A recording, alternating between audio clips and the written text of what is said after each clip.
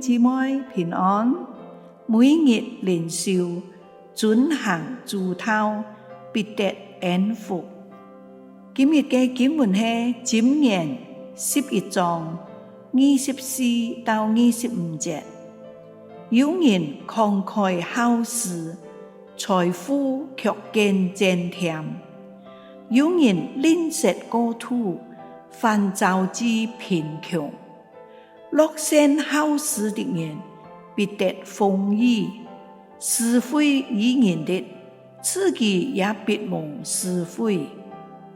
小故事就講到，有一隻農夫，佢嘅飽熟嘅品種，每年都好公認嘅得出最佳產品獎，而其自家也總係將佢嘅乾淨嘅種，完全唔孤寒嘅分送俾其他種植嘅朋友。有人家就問佢：做乜嘅眼太放呢？佢就講：其實我也正係危害自家嘅利益。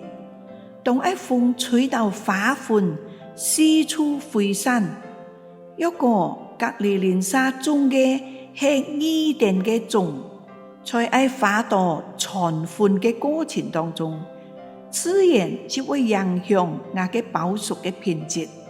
所以我好樂意留其他嘅朋友都種同樣最好嘅品種。我都來默想，變別人好處，就係變自家好處。行善施捨嘅，常常會有加倍祝福嘅回報。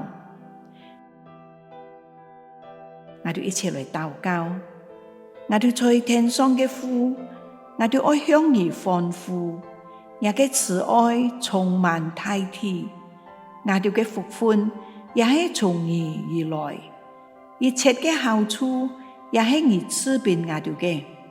我哋愛遵行也嘅吩咐，愛慷慨大方，老人家分享也嘅恩典，樂意施捨，幫助有需要嘅人。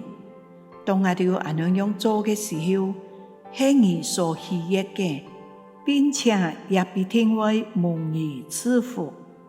我哋禱告係奉靠主耶穌基督嘅名，阿們。